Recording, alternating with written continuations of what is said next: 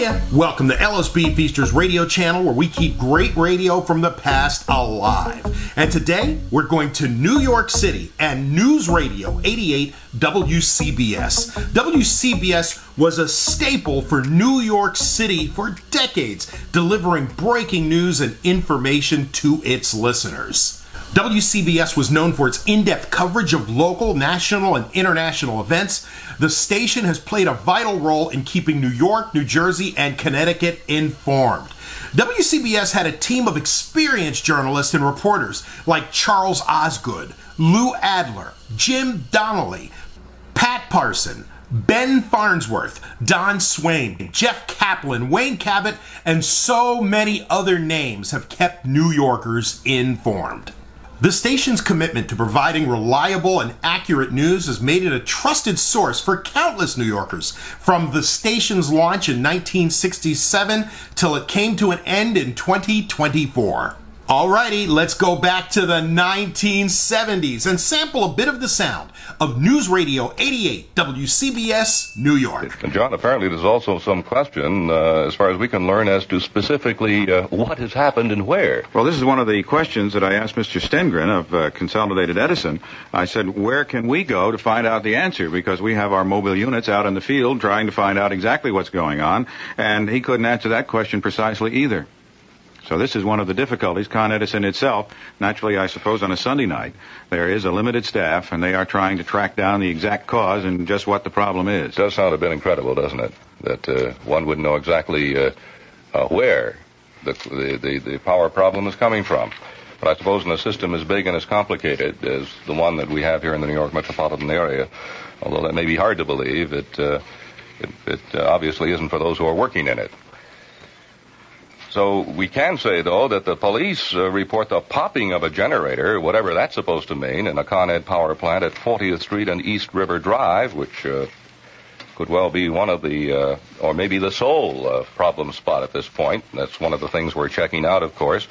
And the effect of this has been very scattered. As far as we can determine, there's been no significant effect at all on the subway trains. The most obvious effect, I guess, to most people in the New York area is the fact that they have no television tonight. That television is off, and there are, of course, scattered brownouts in some areas, particularly in lower Manhattan, also in some sections of the Queens and the Bronx, and that there are, in some cases, some scattered blackouts, such as the Empire State Building. The Department of Sanitation, which is gearing for possible rain and snowstorms, reported its Manhattan teletype system serving headquarters garages and other installations was out of service because of that power failure. Incidentally, a resident of the area, Miss Jean Parks of East 40th Street, says the failure affected her lights and television. Well, about between 7:15 and 7:30, the lights went dim suddenly. And then about 2 seconds later, they went dimmer again. The television went all wobbly. So we turned it off. And that was it. You knew? That was Miss Jean Parks, and we certainly know. Consolidated Edison has already established a recorded announcement to explain the difficulty to the thousands of people affected by the failure. Dialing the number gets the caller a frantic-sounding spokesman who assures him that everything is being worked on.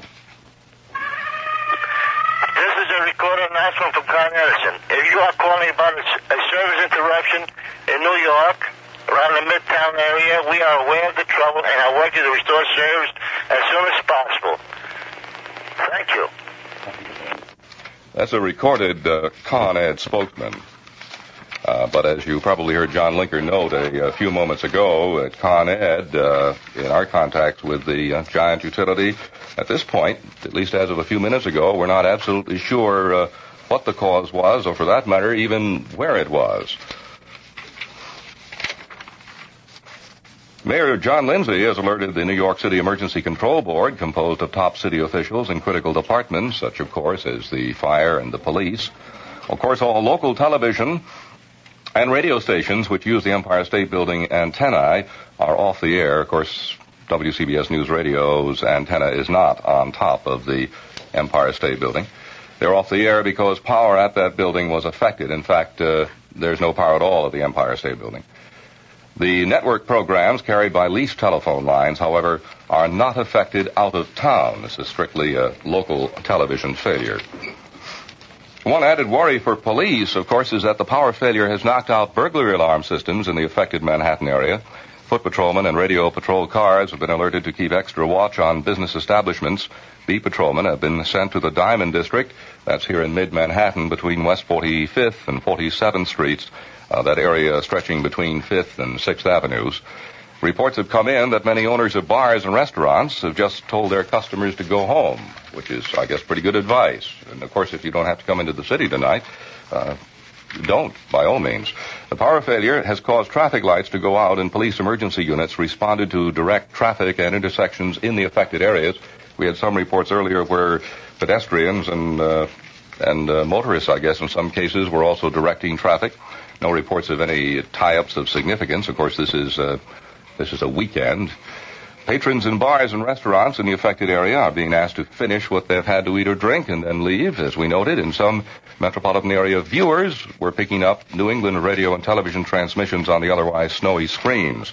Speaking of radio, of course, only those stations who are using that common antennae on top of the Empire State Building in mid-Manhattan are affected. WCBS, of course, not one of them. The Transit Authority reports the only effect on them of that power reduction was on the 6th Avenue line between West 4th Street and 50th Street at Rockefeller Center.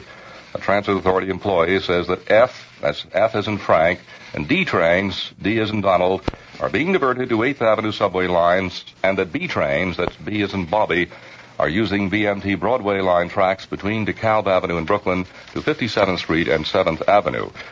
Those are only minor inconveniences, certainly, on the subway system to report tonight. The power failures are affecting the New York Daily News, too. A spokesman in the press room says that Daily News presses stopped running at about 7:30 this evening. He says that most of the city editions were off the press by that time and on the street. But the future is not known for the paper's 2-, 3-, and 4-star editions, which go to press normally throughout the evening and early morning. We're checking now for any possible effect the power troubles may be having on the New York Times. Our skies over New York right now are cloudy. Our temperature is 35 degrees. Our winds are brisk northeasterly at 15 miles an hour with gusts to 29 at the moment. And we do have a wind chill factor, it feels 23 degrees. It'll be cloudy and windy with snow gradually mixing with freezing rain tonight and slowly changing to all rain early tomorrow morning. Some accumulations of snow and ice can be expected, especially in the western and northern suburbs. Roads will become slippery later tonight and stay that way through tomorrow morning's rush hour. Lows of 28 to 34. All of that from Bob Weaver in the WCBS Weather Center. Cloudy and windy tomorrow with rain heavy at times, gradually ending. Highs of 35 to 41. Here's a brief recap now at 14 minutes past the hour of 8 of tonight's power problems being experienced by Con Ed, which incidentally, those power problems surfaced just about an hour ago. A possible explosion in a Con Edison generator on the east side is apparently the cause of tonight's power problems in Manhattan, in Queens, and Brooklyn, and the Bronx. WCBS newsman Gary Moore is now at Con Ed. Gary, what have you learned? Well, very little, George. I'm sorry to report. Nobody from the company or those connected with the company is saying very much here. In fact, nobody is saying anything at all. One of the guards here said that he was an ear witness to what may have taken place, in that at about 7:30 or so, he said he heard what sounded like a hissing noise. He compared it to the steam escaping from a high-pressure steam pipe, and he came outside the building to see what was going on, and he saw smoke or steam, as he described it, pouring out from the building which houses the generators here on the east side plant of First Avenue. It's Waterside number 2 is the designation of the entranceway. He said that lasted for about 5 minutes, and then it stopped, and there's been nothing since. There is no company spokesman here. There is no physical evidence of any damage which may have resulted from an explosion or whatever it is that took place within the plant, knocking out some of the generating equipment. And the only description we have is that guard's description of sort of steam escaping from a pipe to indicate that actually anything at all has taken place here. I did notice 2 mayoral aides drive up with lights flashing and siren wailing. They went inside the lobby of the plant, talked to one of the guards, and came running back out again with nary a word. So as far as what has taken place inside the Con Ed plant here on First Avenue and 40th Street, We still really don't know, George. What's going on there right now, Gary? Anything? Very little activity. There are no fire or police emergency cars on the scene. There are a couple of Con Ed trucks with lights flashing. But nothing really to indicate that anything of any significance has taken place here. There are more newsmen gathered outside, standing around trying to wonder why we can't find out anything than there are emergency crews or Con Ed people going in and out of the plant. There's very little activity at all on the street. I take it there's no indication at all from Con Ed that they'll even be coming out to talk with you. Is that correct? There has been no indication one way or the other. We're being ignored is what it amounts to. Well, First Avenue and 40th Street, where you're located right now, Gary, is normally a pretty busy area of town, traffic-wise. What does it look like right now? No problem. Sunday night, it's not really that busy. The lights in this immediate section, the traffic lights, the signal lights, are operating, and there are lights in the apartment buildings across the street. That would be the west side of First Avenue, right across the street from the Con Ed plant. There are lights on in the Con Ed plant itself, and as I look around me, all the street lights are on, the traffic lights operating, and the windows are lit in those apartment buildings. In this immediate area, there is no problem with power, apparently, right now. Right, Gary. We'll be keeping in touch with you, of course. There are now reports that there is no power at all between 5th Avenue and Broadway, between approximately 34th Street and 50th Street, which isn't too far from you, Gary, by the way. No power at all in that area. These blackouts and brownouts are, as you can see, the pattern. Have no pattern tonight. They're scattered. John Linker has been checking. John, what have you found? Well, apparently that Midtown section is the hardest hit, George, because the Police Public Relations Department just told us that they understand there are independent trains stalled in both the 34th and the 42nd Street stations, and consequently service is seriously impaired on the independent line in the Midtown section because of the stalled trains. We asked the police department if they had any better explanation than popping for the generator, and the explanation was apparently it was a mechanical explosion in the equipment within the plant and that there were no injuries. Now, the police department, as a precaution, is now deploying units of the tactical police force into the Midtown area just in case there's an extended blackout and they're needed for protection. They're not moving in any particular area or moving on any particular sites, but the TPF is alerted and their units are moving out into the Midtown area in case they're needed. And that's the latest report from the Police Public Relations. All right, thank you, John. John Linker. Incidentally, that power problem, and Con Ed has not yet been able to put its finger on it exactly, hit just over an hour ago. Just over an hour ago. Now we have some more information, I understand, from Gary, who's down at Con Ed at the plant near the United Nations. Gary? George, there is something I wanted to add to what John Linker just said, and that is that one thing we've been able to find out, we believe, at least definitely at this point, is that there has been no fire here, and as John Linker pointed out, no injuries in the plant itself. This confirms the police report of no injuries, but I did want to add that there has been no resultant fire from any explosion that took place within the generating equipment at this Con Ed plant. Well, whatever it was, Gary, it, as we say, hit just over an hour ago, and the first widespread effect, of course, was on the other end of the television tube. Major television broadcasting in New York City and out of New York City, of course, was halted because TV transmitting towers, as you probably know, are located on top of the Empire State Building, which experienced a power blackout. Other sections of the city, and when I say the city, I'm talking about all of the boroughs now, with the exception of Staten Island. We have no reports of any power failures or brownouts there. We're hit by, and are still apparently being hit by, scattered sensations of brownouts and blackouts. Streetlights in a number of sections of 4 of the 5 boroughs are also out of commission because of low voltage or no voltage at all in some cases. The Transit Authority says an alternating current breakdown at 7:45 tonight caused the failure of signals on the 6th Avenue IND subway line. The authority is rerouting F&D trains along the 8th Avenue IND line, and as you will recall, we mentioned a few moments ago, there are problems on the IND lines in Midtown Manhattan. Largely because of trains in the area slowing down, and in some cases, we're told, have actually stopped, so there is something of a backup at the moment. That's on the IND lines in Midtown Manhattan only. We'll keep you posted, of course. Some electrical signs in the Times Square area were off, but some buildings in the area were lit. Again, part of that patchwork quilt, crazy quilt problem. One added worry for police is that the power failure has knocked out burglary alarm systems in the affected Manhattan area, and foot patrolmen and radio patrol cars have been alerted to keep an extra watch on business establishments. It's 21 past the hour of 8, and Palmer Payne's in the studio. Palmer, looks like you just came in from outside. Yes, I've been at the 38th floor level on the top of the CBS building. Kind of a bird's eye view of all of Midtown. What does it look like? There aren't many birds out there tonight. It's windy and it's raining. Traffic is about normal for a Sunday night. The traffic lights right in the immediate vicinity, 5th Avenue, 6th Avenue, are operating. Of course, on a Sunday night, we don't have much traffic in Manhattan normally anyway. The buildings are lighted. I was listening to airplanes taking off from Newark and, from Kennedy and LaGuardia. So they appear to be operating. I'm surely sure that it's much slower than usual because of weather situations. But all in all, right in the middle of Manhattan, things look just like they did last Sunday night. Palmer Payne. There are, of course, we should update you, are scattered effects here, which change almost from one block of Midtown Manhattan to another, where in some cases there are lights on, traffic lights, and on some sections of particularly the east side of the Midtown area, where we're informed that there are no traffic lights at all in some spots. So it varies from spot to spot, wherever you are in the New York area. When Mayor Lindsay learned of the power problems, he immediately left the studios of WNEW-TV, which is on the near east side in Manhattan, to contact Charles Luce, the president of Conn. The mayor has also alerted the police and the fire departments, and the mayor, we're told, is expected to make a statement shortly, and we expect to bring it to you just as fast as possible live if we can. A statement expected imminently from the mayor on this scattered power problem in the New York City area.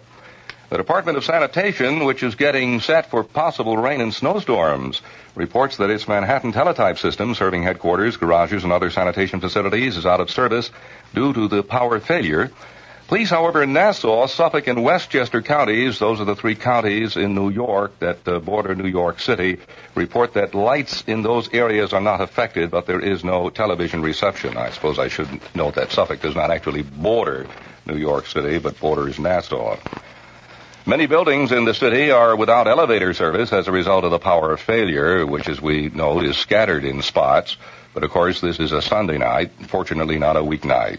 There is a report that the city's fire department rescue number 1 unit has been called to Lexington Avenue and East 43rd Street to provide lighting for the Penn Central Railroad. You may, at this point, be wondering why we're on the air when many other radio and television stations are not. Well, as we had mentioned earlier, all television transmitting antennae are located atop the Empire State Building, and as are the antennae for many radio stations, mainly FM radio stations, WCBS FM among them. And, of course, they're also off the air because there is no power at all at the Empire State Building. But WCBS AM, to which you're listening to right now, has transmitter and antenna located on High Island in Long Island Sound, just off the northern tip of City Island. And High Island is not in an affected area. There are reports that there is no power at all between 5th Avenue and Broadway here in mid-Manhattan, between approximately 34th Street and 50th Street. The power failure, incidentally, has not affected, at least not yet affected, the New York Times, which, incidentally, is in that general area, which, again, is a rather curious side note on this whole scattered patchwork quilt of brownouts and blackouts in New York today. The New York Times has not been affected. A spokesman for the New York Times says they will begin their press run at 9:30 tonight, just over an hour from now, but they expect to be able to make the run without any problem. As you may have noted, we mentioned just a short while ago that the New York Daily News, which is near the United Nations and not too far from Times Square, was affected. Its presses were shut down just about an hour ago by the power failure, but the Times, as we just noted, is not. The fire department reports that all of its boxes are operating as usual. A rather important note in this scattered blackout and brownout of this power failure in the New York City area tonight. The fire department of the city of New York tells us that all of its fire boxes are operating as usual. The Transit Authority spokesman says subway trains operate on direct current, and almost all are still operating, although at reduced speeds because, it says, flagmen are being used instead of signals on the IRT and the IND lines. I'll repeat that. The TA says that the subway trains in the city are operating on direct current. They do operate on direct current, I should say, and almost all are still operating. Although he notes at reduced speeds because flagmen are being used instead of signals on the IRT and the IND lines, and those signal failure is a result, we understand, of that the power problem, which is yet still not pinpointed in the city of New York. It occurred just about an hour and 20 minutes ago, and the belief is it occurred at the Conn generating station, which is located at 1st Avenue and 40th Street, which is here in mid-Manhattan on the east side, not too far from the United Nations building. Gary Moore, our man on the scene down there, he told us a few minutes ago, like a lot of other newsmen at the moment, standing outside looking at that building, which is all lit up, and the area seems to be, does not seem to indicate at all that there's any problem at all going on inside there. They're standing by waiting to get some word from a Con Ed official. Some city officials moved hurriedly in and out of that area a short while ago, according to Gary, but they gave no indication as to what the problem might be, or even for that matter, if there was a problem, that they could confirm that there was a power failure or an explosion or what have you at that Con Ed plant. But as soon as Gary finds out, we'll be hearing from him live from the scene. Mayor Lindsay has just made a statement on the power situation, and here's what he has to say. This is Mayor John Lindsay. An explosion at Consolidated Edison's 40th Street plant in Manhattan has knocked out television broadcasting in the city and caused blackouts in parts of central Manhattan, including Times Square, and parts of Queens and the Bronx. I've asked Deputy Mayor Timothy Costello to convene an emergency control board meeting immediately at City Hall. Police Commissioner Murphy advises me that there have been no requests as yet for emergency equipment. However, the tactical patrol force is moving into the affected areas. The 6th Avenue Independent Subway is out of service between 42nd Street and 34th Street. One train is stalled and is being evacuated by police. Police also report some elevators in Midtown apartment buildings in Manhattan out of service. I've just talked to Consolidated Edison President Charles Luce. Consolidated Edison will report to the Emergency Control Board on the extent of damage and time required for repairs. I urge motorists to avoid the Midtown area west of 5th Avenue, if at all possible, and to drive in all affected areas with extreme caution. That was Mayor John Lindsay, a statement just issued on the power situation, and as you heard him, he confirmed that there was an explosion at the 1st Avenue and 40th Street plant, outside of which Gary Moore is currently standing by. We'll be switching to Gary shortly. The police department has canceled meal breaks for all on-duty members of the Tactical Patrol Force in view of the situation. A spokesman for the New York Telephone Company says it has been forced to switch to its own emergency power system supplied by a battery and diesel engine arrangement. As a result, he says, service was not directly affected by the power situation, but due to the heavy amount of telephone calls resulting from it, some users are experiencing some slow dial tones. Kennedy and LaGuardia airports report that operations have not been affected by the power failure. Operations spokesmen at both airports report that landing lights and radios are working fine. So Kennedy and LaGuardia, unaffected. Jack Welby now is near the Queens Midtown Tunnel. Jack, what's it like? Well, George, I'm not making light of what could be a potentially dangerous situation, but the power shortage, power failure we've had in Midtown Manhattan doesn't seem to be affecting traffic that much. I'm right on 2nd Avenue at 34th Street, and I can see the Queens Midtown Tunnel, one of the entrances right across the street, and there's no traffic tie-up or backup.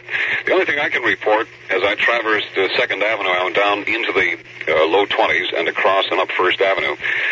The only problem I noticed, 2 lights were remaining on red on 1st Avenue. That was at 33rd Street and 31st Street. Now, as you know, 2nd Avenue is southbound. And these 2 lights, 33rd and 31st, remain on red. Now, this has caused somewhat of a backup problem as far as the traffic is concerned, because naturally the cars come up to the red light and they stop, and then when they see it doesn't turn to green, then they proceed on through, which is in itself a dangerous situation, but people don't want to wait. Now, from my vantage point, I'm looking up 2nd Avenue, and I can see traffic backed all the way up. In the past 15 or 20 minutes, I've seen police cars coming by with their lights flashing, fire engines, and like that. I saw several go west on 34th Street, and I tried to follow. Of course, the traffic is still very heavy going west on 34th Street. For a time, it was backed up. As you're going to hear, another west on 34th Street. No real sign of what you could call a traffic problem. on 2nd or 1st Avenues that you would not find on a normally rainy night, as it is in Manhattan. But of course, because of this, because of the two lights malfunctioning at 33rd and 31st on 2nd Avenue, then there is naturally a backup.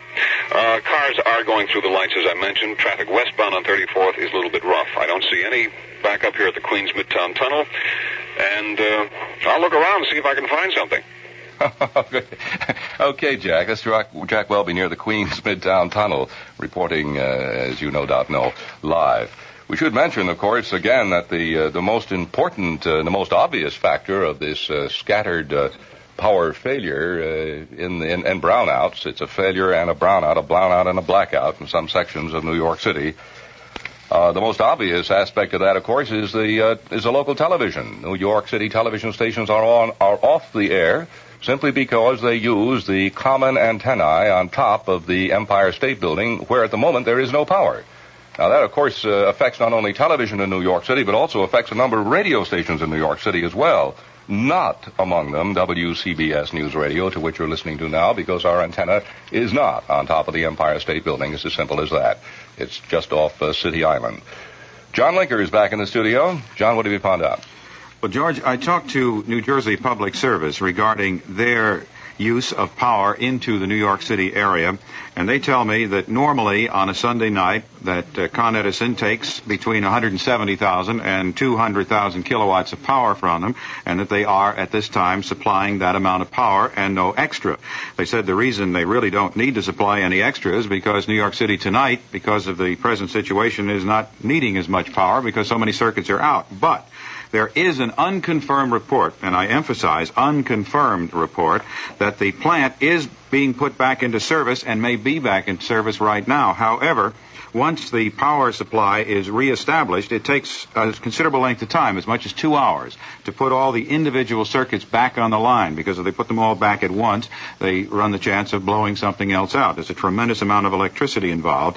So to repeat, we have an unconfirmed report that the plant is back in service, but that it will take anywhere from 1 to 2 hours to put all the individual circuits involved back on the line and operating properly. But we have no reports of anyone in a panic situation that this will go on for an indeterminate length of time. Probably, at least most of the people we talk to, feel this situation will be cleared up before midnight. Well, that's encouraging, John. I suppose we ought to emphasize here that the plant you're referring to is the big Con Ed plant where the explosion occurred, as the mayor noted earlier this evening, just about an hour and a half ago, at 1st Avenue and 40th Street, which has caused this crazy patchwork quilt type of brownouts and blackouts in many of the 5 New York City boroughs, principally in Midtown Manhattan and in sections of the Bronx and Queens, also in Lower Manhattan as well. Penn Central dispatchers tell us all Penn Central trains are operating normally into and out of Grand Central Station, but the Grand Central Terminal itself is blacked out. However, emergency lighting facilities from the fire department are being sent to illuminate Grand Central. So there you have it. Trains are running. The train station's in darkness. As we might add, are all of the local television stations and many of the radio stations, all of which, of course, use the Empire State Building facilities. That is to say, all of them that have their tower atop the Empire State Building, where there is no power tonight, are not on the air. Radio City Music Hall in Mid-Manhattan says the power shortage is not having any effect there. There has been no dimming of lights there, and the projectors are operating okay, which is really kind of interesting because only a few blocks away there are reports of street lights being out and traffic lights being out. The New York Times, as we noted, its presses were unaffected, whereas the New York Daily News, which is located on the east side in Mid-Manhattan, had its presses stop on it just about an hour ago. There is one bright note. A Consolidated Edison spokesman says, at least, the problem does not appear to be getting any worse. I don't know how he knows, but that's what he tells us. Of course, John Linker has noted a few moments ago that there was an unconfirmed report, and we stressed that it's an unconfirmed report, that the Con Ed plant at 1st Avenue and 40th Street is now in the process of getting back into operation, but it's a bit of a slow process, assuming that report is even true. As John noted, it may take as many as 2 or 3 hours to get everything back to normal. And, of course, Gary Moore, as we noted, our man on the scene, is outside of that Con Ed plant at 1st Avenue and 40th Street, and just as soon as there any indication at all from the Con Ed people at the plant, we'll be hearing about it live right here on WCBS. We might recap that Mayor Lindsay has made a statement about 10 minutes ago, which you heard live here on WCBS, that the explosion occurred at the Con Ed plant at 40th and 1st Avenue, and that's the problem. That's the source of the scattered power problems throughout the New York City area tonight. The one at 40th and 1st Avenue, local TV is off the air because they use that common antenna on top of the Empire State Building, and in some parts of the city, there is no elevator service because there is no power. In some sections, traffic lights are on. In other sections, traffic lights are off. Burglar alarms, in some cases, burglary systems are off. In some cases, they're on. Extra police patrols have been sent out to shore up that area. In some areas, subways, notably the IND and the IRT, principally here in mid-Manhattan, have been affected. They've been slowed down. In many cases, there are no automatic electric signals, and so there are flagmen which are waving the trains on. The result, of course, is slower service. Unaffected, as we noted, are telephone service, fireboxes, fortunately. The major airports, the airports in the area are not affected at all, and as we noted, Penn Central says all of its trains are running. We also might note, too, that neighboring Westchester, Nassau, and also Suffolk counties report no power failures, or brownouts for that matter. The only thing they do report in common is that nobody in their area is getting any television, which, as we say, is because those television antennae are located on top of the Empire State Building in Midtown Manhattan, and there is absolutely no power at the Empire State Building. WCBS staffer Allegra Branson lives up on Manhattan's east side in the 70s. Allegra, what can you see? George, absolutely nothing unusual. It's a rainy night. You can hardly see out because the rain is hitting the window panes here. Traffic is fairly normal for a Sunday night going up First Avenue here. The traffic lights are perfectly normal. The lights, the only flickering lights I see are a couple of neon lights. I can see up to, I would say, about 90th Street. Absolutely normal for a Sunday night here, except I turned on the television set and I had a beautiful cacophony of abstract lines going up and down and horizontal on the television set. I would say the Upper East Side of Manhattan has felt absolutely nothing tonight, except there are no little green lights coming out of all the windows from all the skyscrapers on the Upper East Side. I don't know what people are doing tonight instead of watching television. I don't know. That's rather interesting. That could create a kind of a real social revolution. What do you do at home when you don't have television on? And a lot of people are finding out tonight, maybe for the first time. There is, we might mention, from John Linker, who received an unconfirmed report about 5 or 10 minutes ago that the First Avenue and 40th Street plant of Con Edison, which is the plant where as the mayor noted, where the explosion occurred, which has touched off these scattered power failures in the New York City area. That plant, unconfirmed reports have it, is now in the process of getting back into operation. But we stress they're unconfirmed reports. And even if they are true, as John had noted, of course, it'll take perhaps 2 to 3 hours before they're in full operation and everything's back to normal. Madison Square Garden is not affected by all of this. A singing group, the Temptations, are performing now, and a spokesman of the Garden says there's an Italian movie playing in the Felt Forum. The police department has canceled meal breaks for all on-duty members of the Tactical Patrol Force in view of the situation. A spokesman for the New York Telephone Company says it has been forced to switch to its own emergency power system supplied by a battery and diesel engine arrangement. As a result, he says, the service was not directly affected by the power situation, but because of the heavy amount of telephone calls, as you can understand, resulting from it, people wanting to know what was happening, some users are experiencing slow dial tones. But the telephones are operating and on their own power tonight. And as we noted, Kennedy and LaGuardia airports report that operations have not been affected by that power failure. Operations spokesmen at both airports told WCBS that landing lights and radios are working just fine. And Penn Central has also noted that its trains are running right on time, although they did note that Grand Central Terminal itself is in total darkness because of the power failure. They're getting some light over there from the fire department momentarily. 2 aides to Mayor Lindsay arrived at the Con Ed plant at about 8 o'clock. That's just about 40 minutes ago. Con Ed workmen entering the building gave no comment to any questions, as Gary Moore on the scene noted. Fire department apparatus left the plant shortly after 8 o'clock, but we were at the Empire State Building. George Keller, technician on duty at WCBS TV. And George, can you tell us what's happened as far as television is concerned up there? Well, approximately 7:14 this evening, we noticed a flicker in the power, and shortly thereafter the transmitter dropped. We couldn't get it back on, and bit by bit the light started fading, and finally at approximately between 7:15 and 7:20 the power went out completely, lights went out, and everything went dead. No fire, no explosion. No fire, no explosion, George? No, not up here, no. Are you up there alone? No, there's one other fellow here with me now. And you have no lights at all? Nothing at all, just the flashlights. I see. But you do have a telephone. Right. Yeah. That's George Keller, who at the moment is one of two, as you noted, technicians on duty at WCBS TV, which is atop the Empire State Building. And the Empire State Building, of course, is the common tower, we should say, of course, for all of the local television stations. And the Empire State Building, as just noted, has no power. And so you have no television tonight. Mayor Lindsay made a statement within the hour, in fact, within 30 minutes ago, on that power situation. And here again, in case you missed it, is what he had to say.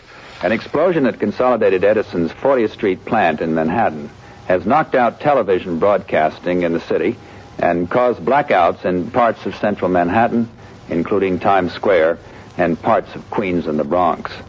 I've asked Deputy Mayor Timothy Costello to convene an emergency control board meeting immediately at City Hall.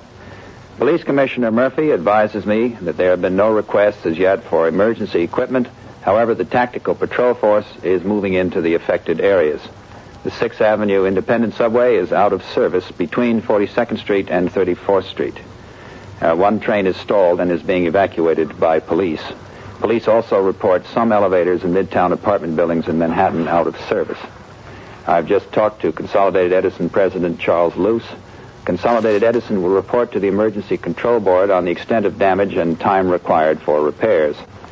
I urge motorists to avoid the Midtown area west of 5th Avenue, if at all possible, and to drive in all affected areas with extreme caution.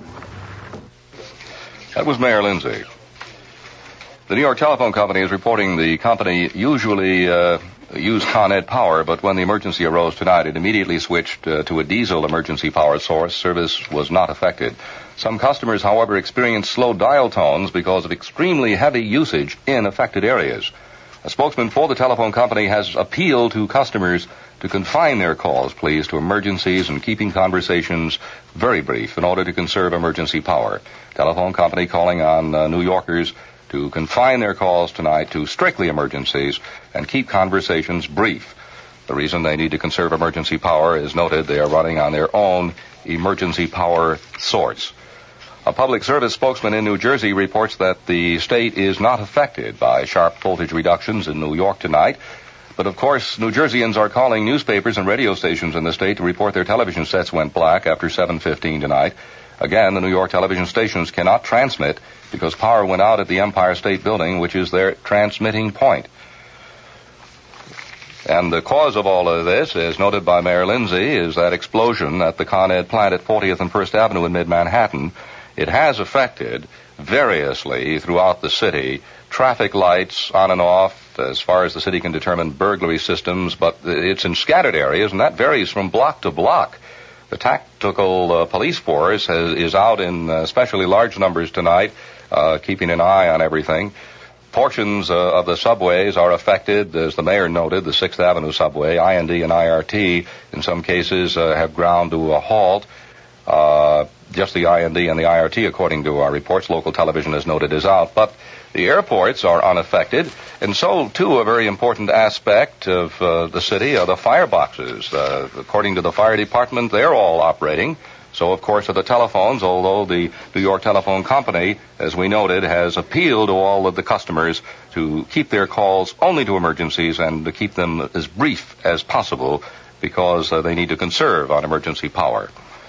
Also unaffected, as far as we know, are the railroads. Penn Central reports that everything is running fine, that there's been no effect at all on the trains, although Grand Central Terminal had its lights out. And as far as we know, that's the same case for the Long Island Railroad, the railroad running, and, of course, Kennedy and LaGuardia airports. John Linker has been checking on aspects of the power situation, and John is back in the studio. John, do you have anything more on that earlier unconfirmed report that the Con Ed power plant is now getting back to service? Well, George, right now, Ed Livingston of Consolidated Edison is on the telephone and has a statement to make. Ed, what is the statement of Con Ed right now? Hello. Go ahead, Ed. You're on the air. Well, I just want to say, first of all, that we do have adequate generation on our system now to carry the load that we have. We do have problems in 3 networks in central Manhattan, and we've experienced these problems because of an explosion, which is, you've previously reported at Waterside Station. We don't know the cause of the explosion yet, but we lost the generation out of that station. Now, we have Con Ed crews working to restore service. We don't know at this point how long it will take. That is to say, restore service to central Manhattan. We know of no related trouble in other areas of the city, and I wish you'd make that clear. You want to repeat that, Ed? Yes, what I'm saying is that we have adequate generation on our system to meet the city's load at this time, with the exception of 3 networks in central Manhattan, which we've lost. And we know of no related trouble in other areas of the city, that is to say, in the other boroughs or in Westchester County. In other words, these scattered brownouts and blackouts that we are experiencing from one section of the city to the other are confined, as far as you know, to just Manhattan. Is that right? That's right. The central Manhattan, as a matter of fact. Then central Manhattan is defined as what, Ed? Well, it's the Times Square area. I can't define it for you in block areas yet, George. I'll get back to you with that. But it is, in general, that part of Manhattan in the middle. Incidentally, Ed, is there any indication at all as to when the Waterside plant would be back in operation? Not at this point. We're not altogether sure what the problem was, George. But as soon as I have any information, I'll be glad to let you know. Ed, we have a reporter standing out just outside of the plant there, and perhaps we can hook the two of you into one another. So I know that Gary Moore, who's on the scene, has some questions. Gary, go ahead. See if you can pick them up, Ed. George? Go ahead. I'd appreciate it if you'd hold off until we get some more information. Mr. Livingston, this is Gary Moore. There's just one thing I'd like to ask you, and that is there any explanation from the company so far as to why here at the scene we've been kept in the dark? Well, we're totally in the dark now, I think, Gary. I think Mr. Livingston has gone to attend to other duties at this moment. Well, perhaps that itself is an answer. We don't know yet. Gary, I take it from what you say, you've had no contact at all with Con Ed officials there. Is that right? George, there has been absolutely no contact here with Con Ed officials, with anybody else for that matter, or even remotely related to Consolidated Edison. Nobody has come to talk with us, to talk at us, to talk to us, or even to see us, recognize us. Right now, it is raining heavily in Manhattan, by the way, and we are huddled just inside the main entrance to the Waterside 2 plant. Apparently the company feels down through the chain of command that we'd be better off not getting too wet, so they've allowed us into the very small lobby of the building, but still no word from inside the plant or from without, for that matter, as to what the cause of the blackout is, or even, for that matter, whether or not there really is a problem inside the plant. We just do not know. Well, of course, we've been told that, Gary, as you probably have heard, that there is a problem, but Con Ed just wasn't able to pinpoint, according to Ed Livingston, who was on the air live just a few moments ago, and whom you attempted to address a question to, that there was an explosion in that plant. The exact nature of it, or as to how long that plant will be out of commission, we just don't know at this point. How long have you been huddled there, Gary? Well, it's been a little over an hour now, and what I was getting at as to the problem in the plant was to the extent of it. Perhaps I didn't make myself clear, but what we're basically interested here is what is the problem and to what extent is there a problem. So far it's been an hour and there's been no word here at the scene. Well, according to Ed Livingston, the spokesman for Con Ed, we might just briefly recap. According to him, there are 3 generators affected in the borough of Manhattan only, and only in what he referred to as the Times Square area, which would be generally central Manhattan or the Midtown area. And of course, it's very scattered. It varies considerably from spot to spot, and it takes various effects, such as no elevators in one case. One building will be without power, another will be with it. In some cases, on some street corners, the traffic lights are not working. On others, just a few blocks away, they are working. But Mr. Livingston Conn Ed assures us that the power breakdown, if we may call it that, is limited only to central Manhattan, and contrary to some of the reports, interestingly enough, that we've been receiving from other boroughs, there should be no effect at all in the other boroughs. This is a rather interesting counterpoint because it doesn't square with all the information that we've been getting in here tonight. But according to him, as we say, only parts of the central Manhattan area are affected, and in a kind of crazy patchwork quilt fashion. Television is blacked out for viewers of New York City stations, as we've duly noted before, of course. And George Keller, technician on duty at the WCBS TV transmitter on top of the Empire State Building, we talked with George a short while ago. George is back on the line now, and George, perhaps you can explain why all of the stations went out. Well, apparently all the feeders coming into the Empire State Building, I'm not sure exactly how many we have from the power company, are dead. There's usually separate feeders coming in for the TV stations, but I would imagine they get their power from the plant that's out. Also, it looks like the elevators are not working. The lights are out. The lights that are used to illuminate the building are also out. Looking out the window, all we can see is it looks normal from about 42nd Street up, but around this area there seems to be, almost total darkness. The street lights are out, and some of the building lights are out. How many stations, television stations, share that common TV antenna, George? Well, it's not a common TV antenna, but all the New York stations are located on the top of the Empire State Building. All of the New York City television stations? That's right. You don't have a breakdown, do you, of the AM stations? There's no AM stations up here, no. What about FM, George? FM, we have our FM, and there are, at least another dozen FM stations up here that are all off also. You must be isolated on the highest perch in the city of New York right now. No elevator service, and that's a long walk down. That's right. We're on the 83rd floor, and there are stations all the way up to the 85th floor, so we're pretty close to the top. I take it you just plan to wait it out, George. I guess that's the that's right. Better choice. It was a long walk down. It's also a long walk up for my relief, so I think I'm going to be waiting up here.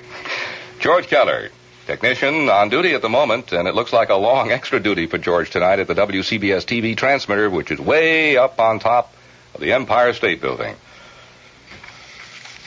Checking other news, there is other news tonight, despite the scattered power brownouts and blackouts in the Manhattan area. British troops and Catholic demonstrators have clashed once again in Belfast, Northern Ireland. The Army says one soldier suffered a wound in the arm and fired back and thought he may have hit two of the rioters. Reports from Israel say there will be no pullback of Israeli troops from the Suez Canal, as urged by Egyptian President Anwar Sadat, unless such a withdrawal is part of a formal peace agreement. Senator Edmund Muskie says he is opposed to American support of any South Vietnamese push into Laos. Muskie says what the United States has done in the name of cutting enemy supply lines has gone beyond this objective in some instances. The Apollo 14 astronauts say they are in great shape and will be working this evening on experiments that may lead to better products on Earth. New York City's nonpartisan Citizens Budget Commission, that is, says the subway fare will rise to 40 cents by the beginning of next year unless the city transit system receive substantial new aid. The Airport Security Council says a tough crime control program has sharply reduced cargo thefts at Kennedy, LaGuardia, and Newark airports. Of course, one of the big questions in view of the power failure in some parts of Manhattan, and we understand from Conn Ed that it is strictly confined to Manhattan and in the central part of the borough of Manhattan, has been, of course, the effect on transportation, the airports, the trains, the subways, and so forth. Well, in case you're wondering and have just joined us, the airports are in fine shape. They are unaffected. So, too, are telephones, although the New York Telephone Company is urging all of its customers only to use the phones in an emergency, and in those cases only use them as briefly as possible. They're on their own emergency diesel power. The the Penn Central Railroad reporting everything fine there with the exception of Grand Central Terminal, which is now without lights, but the trains are running fine. Pretty much that's the picture of the subway system, too, with the exception of the 6th Avenue IND line. that line has been affected by some slow-ups, the result being the fact that some of the electronic lights, of course, or electric lights, I should say, are not working because of scattered powered blackouts, and so they're using flagmen. John Linker's back in the studio now at 2 minutes before 9. John, what's new? Well, we hear now that the brownout, so-called, with very low power and no elevator service or any facilities that require heavy power loads, is affecting as far down as 38th Street and goes from the east side all the way to the west side. It's very difficult, as we heard before, to try and pinpoint exactly how far this power outage goes. The brownout apparently has a very limited amount of voltage, which gives you some light. You can at least see your way around and you don't trip over the furniture. But as far as getting up and down in elevators, that is out. And a little lighter note, one of our listeners on Staten Island, a very charming lady, called to say that her television set isn't working over there either. She's not receiving programs in Staten Island as well as in Manhattan. Well, of course, that goes the other side of the Hudson as well, John. Anybody who watches New York City television is not watching any television tonight. The reason is because among the scattered power blackouts, of course, is that big Empire State Building, which has no power. And, of course, there is, no local television. And, of course, in some cases, FM radio stations have their antennae up on top of that Empire State Building. And, of course, they're not on the air either. Not until Conn gets that power restored.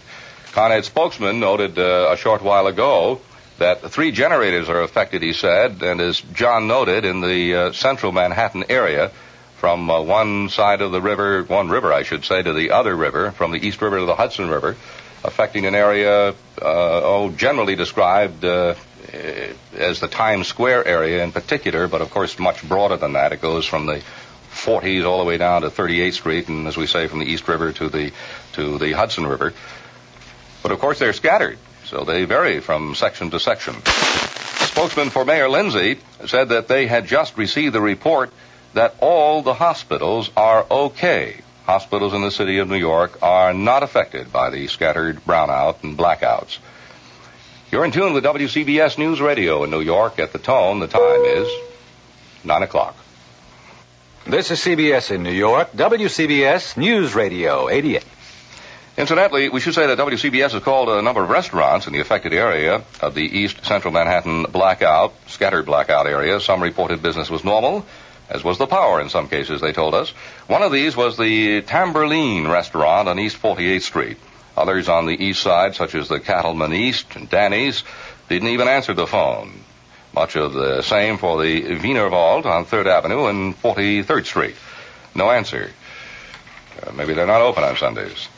Public service spokesman in New Jersey has reported that the Garden State is not affected by the sharp voltage reductions in New York City tonight, of course, but New Jerseyans are affected by the fact that they have no New York City television.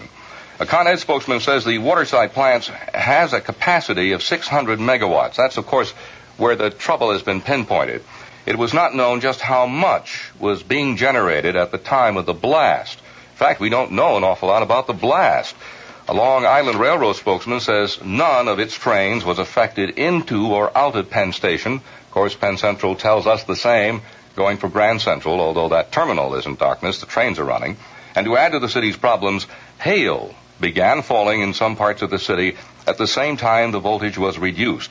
The sanitation department says its teletype machines were out until 8:45, just 16 minutes ago, but they're now back. The department used telephones and radios to order salt spreaders into position when road conditions warrant their use. A sanitation department spokesman says 180 trucks were available to keep roads clear. All we can tell you, of course, in that regard is to reiterate what Mayor Lindsay cautioned just about half an hour ago, as you may have heard. If you don't have to drive into Midtown Manhattan tonight, don't by all means. Jack Welby, our man, is now at the Empire State Building, having moved from the Hudson River Tunnel. Jack, what's Hello, it like? George. For me, it's a very unique experience sitting in the lobby of the Empire State Building in total darkness.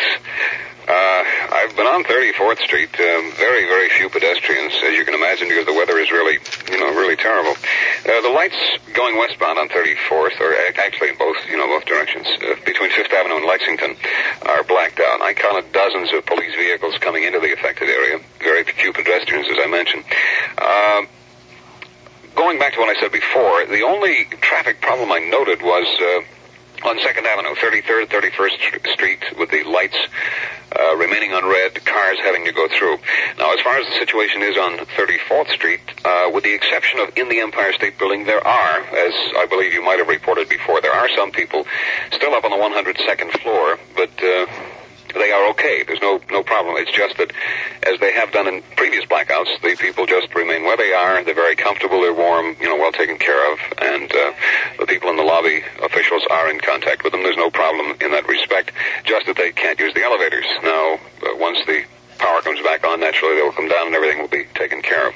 But there's no rough situation, no panic situation. The guards are walking around with their flashlights. The lobby, like I say, is completely dark, with the exception of the occasional flashlight or lantern you see, and that's about it.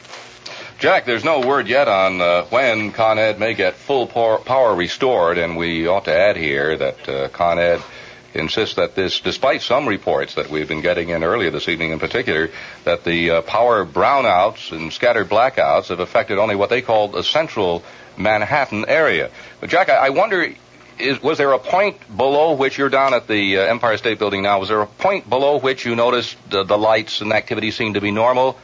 Seems to me, George, like I say, when I came down 2nd Avenue, I went down into the 20s. I noticed nothing awry. It seemed that the problem is right in the Midtown area, and when you say the Times Square area, right around 34th Street, Empire State Building, down to Lexington, it seems like it is a rather small area. Then there may be pockets of blackout or brownout at other sections, probably on the periphery of this particular area.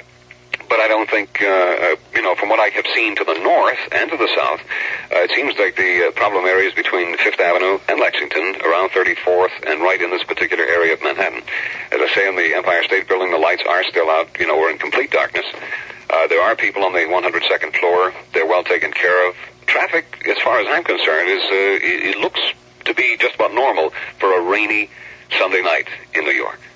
Small area, as you noted, Jack, but probably no more important area in the country, the Midtown Manhattan area. And, of course, one of the biggest impacts, of course, is on people who want to sit home and watch television tonight. Unless you can get a non-New York City station, you're not getting anything. And the reason, of course, is that as Jack Welby, who's down there in the Empire State Building, which is on the fringe of this scattered power blackout and brownout problem in the New York City area, the reason is there's no power down there, as Jack noted, and of course with no power down there, there's no television being broadcast from the antennae on top of the roof. One of the people with a bird's eye view of the power failure is Mr. Francois, the maitre d' of the Rainbow Grill, which is high up on the 66th floor of the RCA building on West 50th Street. From 34th to 53rd Street, it's very dark, yes. The street doesn't have any lights, and the building doesn't have any lights. Everything is dark. Usually it's very bright. It's all those light and the Empire State light. It's beautiful. But from now it looks like reminded the blackout many years ago. You remember when everything went out? When you look at that section, you're looking at New York when it's completely blackout. That was Monsieur Francois, the maitre d' of the Rainbow Grill, who isn't seeing very colorful rainbows of anything tonight from Midtown Manhattan. We should note that power failure is, as we say, scattered, affecting some areas of Midtown Manhattan, not affecting others. Transportation is in pretty good shape. The hospitals, we're told, are okay. Fireboxes are fine. Telephone service okay, although the telephone company is urging its patrons not to use the telephone except in cases of emergencies, and in those cases only to use it sparingly and be as brief as possible. There is some trouble on the IND and IRT subways, although otherwise things are in pretty good shape. And if you don't have to go out tonight, the best word from our man at the WCBS Weather Center, who's Chief Meteorologist Gordon Barnes, is to stay home. Right, Gordon? That's very true, George. At this hour, we are getting quite a few phone calls over here, and in some way, I guess an outside chance related to the aspect about the power failure. The power failure, of course, is a mechanical thing, whereas the other one that is happening around the New York area is Mother Nature. Scattered thunderstorms have moved into and around the metropolitan area. These thunderstorms are accompanied by a very vivid display of lightning, some high high winds and locally heavy rain now reported at LaGuardia Airport. Other areas are reporting a mixture of freezing rain, sleet, and snow. And roads are beginning to get quite slippery, especially in the Bronx, portions of Queens, as well as northern New Jersey. And, of course, we urge everyone to drive with extra caution. Even if they have to go out, we suggest that they stay at home. Anyway, for the next few hours, there will be some scattered thunderstorms barreling across the New York area. And don't get them confused with the power. They are accompanied by some rather heavy rain, high winds, and, of course, that vivid display of lightning. The mixed precipitation will change to all rain during the night and then end sometime tomorrow.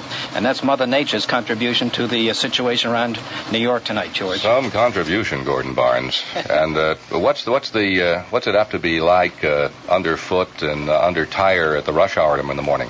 Right now, it looks like it'll be fairly good because the warm air is already located in central New Jersey, and it should move into the New York area during the night, changing that mixed precipitation to an all rain. Of course, since some of the rain will be locally heavy, we'll have flooding of highways to worry about, as well as those normal puddles and potholes. So brace up. Oh, we do have a bit of a silver lining. Incidentally, all your lights on over there? Yeah, we're doing okay. We're getting a lot of pilot reports tonight on these thunderstorms. That's another reason we were able to pick them up, along with our great network of cooperative observers around the area. We did have one problem earlier. The U.S. National Weather Service radar located at Rockefeller Center was down for a while, but it seems to be operating fairly normally at this point. Gordon Barnes, Chief Meteorologist on duty at the WCBS Weather Center, bringing us up to 9 minutes past 9:09. It's raining and sleeting in town right now, and we have a few problems, particularly in Midtown Manhattan. They began just about 2 hours ago, almost to the moment. And they began at the waterside station of Conn Ed at 1st Avenue and 40th Street, where an explosion, we're still not exactly sure what, and Conn Ed doesn't seem to either, knocked out 3 generators, and we don't know exactly when they're going to be in. But they resulted in scattered power brownouts and blackouts in the New York City area, particularly, and specifically, according to Conn Ed, in the central Manhattan area, limited entirely to the central Manhattan area, we should say. Police headquarters say that it has received several calls for emergency service units to help remove people trapped in elevators when the power cutback occurred. There is no word on any injuries resulting from those incidents. Now, here's Charles Luce on the line, the chairman of the board of Conn Ed. And Mr. Luce, what can you tell us as of the situation right now? Well, I can bring the news up to date a little beyond what Ed Livingston was able to tell you 20 minutes ago. I've been in touch with our waterside station where the explosion occurred. The foreman in charge tells me that the reason for the explosion was a transformer, one or more transformers. It was not the boiler in the plant. He says that he's already bringing the plant back onto the line, and that by about 11 o'clock he thinks he'll have it back on the line. So, of course, that's good news, in that the damage is not to the generating station itself. So it appears to be one or more transformers. Is that correct? That was the report that I got from the station. And they from waterside station, yes. And Mr. Luce, they're expected to be back on the line by 11 o'clock. Well, the generating plant is expected to be back on the line by then. Uh-huh. The restoration of service to the 3 networks that were knocked out in mid-Manhattan may take longer or shorter time than that. Well, normally, what would it take? Would you expect? We'd heard something like 1 to 2 hours. I don't know that there's any such thing as normal in one of these situations. We've had to get our crews out, of course, on a Sunday night to get to work on this, and they're already out and working on it. Just depends on what difficulties they may run into. When you re-energize an entirely underground system like we've got, you can't do it all at once, or you have further blowouts and more difficulty, so it has to be put in sections at a time. I checked particularly to see whether we had any system trouble outside of mid-Manhattan, for example, in the Bronx or Queens, because there had been reports of brownouts in those areas. Our people don't think that those reports were correct. In other words, the voltage has been normal throughout our system, except in these 3 networks in mid-Manhattan. Specifically, Mr. Luce, just what area is affected? Have you been able to pinpoint it? Well, I can only describe it by the networks, which were Times Square and Greeley Square and Grand Central. So that's of course the Midtown Manhattan area. Right, in the Midtown Manhattan area. Now, the way these networks are laid out, it's of course entirely possible for the lights to be on one side of the street and not on the other side, depending on which network they're served from. Well, of course, those are the way the reports have been coming into us, and I'm sure have been coming into you too. But that would explain the spotty nature of the outages in Midtown Manhattan. And that would go from river to river here in the Midtown area. Yes, in sort of a checkerboard fashion. I wonder if you might do for us, Mr. Luce, if you could just at 13 minutes now past the hour of 9, just briefly recap the situation as it stands at this moment. Well, okay. As the situation stands at this moment, the trouble that caused brought about the outages has been isolated and determined to be an explosion that occurred in a transformer, possibly in two transformers, at the waterside station. The electrical effects of this blow-up of the transformer caused the waterside generating station to trip off and caused the circuit breakers on three underground network service areas that serve Midtown Manhattan to open and those networks to go dead. The waterside station is now being brought back onto the line. The crews are out attempting to put back the networks into service a piece at a time as rapidly as it's humanly possible to do it, and they should be back on later this evening. It would be only a guess as to how long it would take. We'll do it as fast as possible.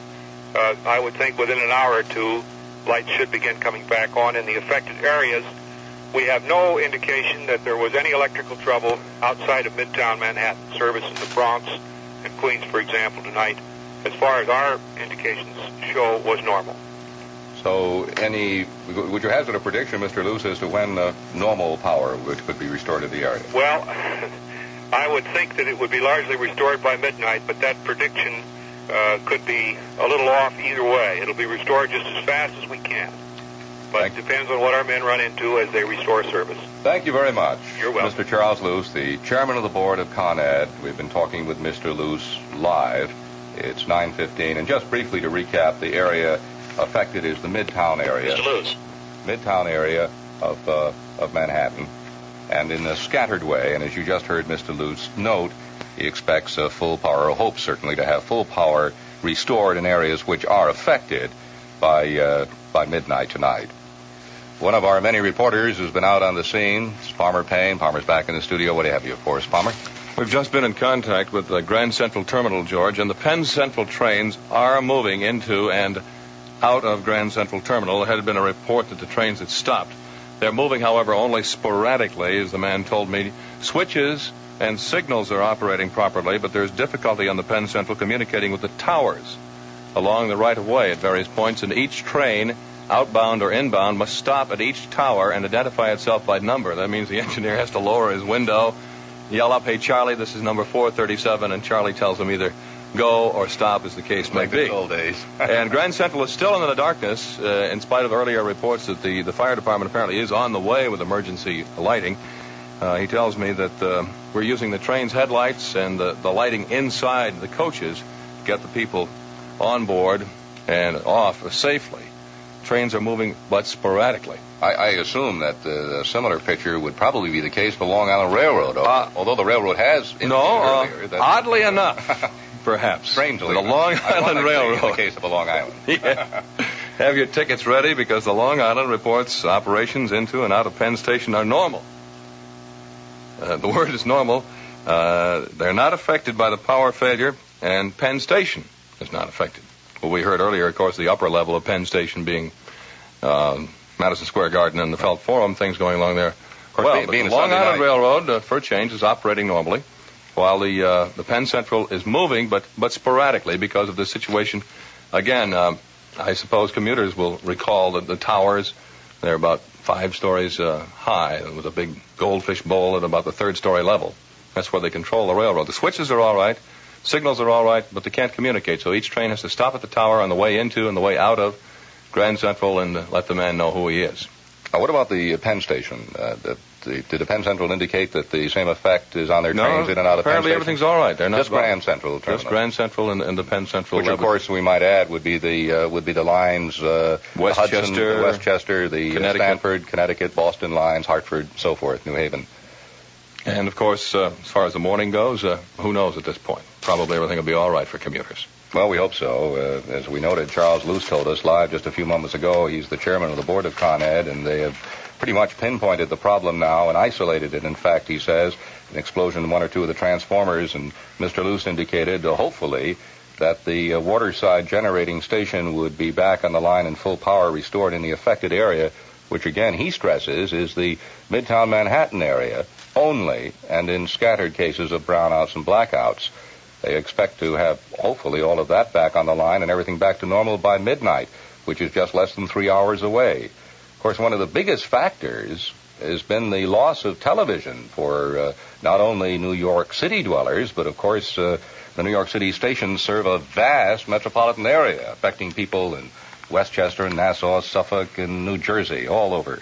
And, of course, until power is restored to the Empire State Building, there won't be any television. Back in our studio is John Linker. John?